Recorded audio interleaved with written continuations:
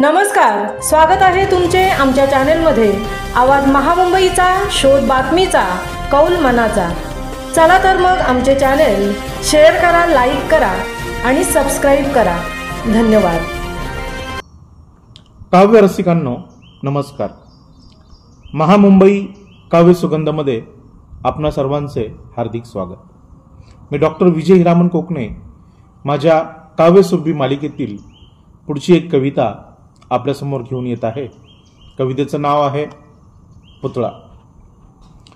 रस्त्याकाठी गप्पा मारीत माणसे बसली होती जेव्हा, रस्त्याकाठी गप्पा मारीत माणसे बसली होती जेव्हा, हुंदके देणाऱ्या पुतळ्याचा त्यांना आवाज आला तेव्हा।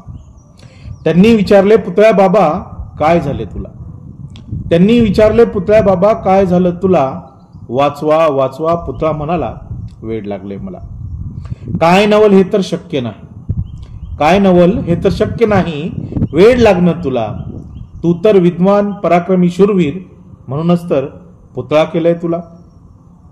पुतळा म्हणाला तुम्हीच आहात दोषी माझ्या या वेड लागण्याला।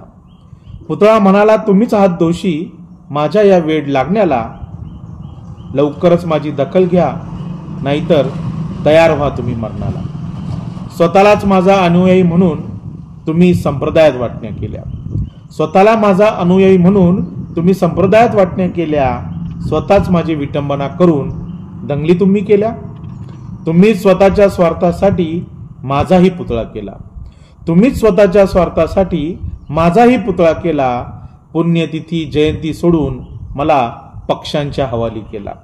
विचारांच्या या प्रदूषणाचा त्रास होतोय मला, विचारांच्या या प्रदूषणाचा त्रास होतोय मला। म्हणूनच तर वाचवा वाचवा पुतळा म्हणाला वेड लागले त्याला।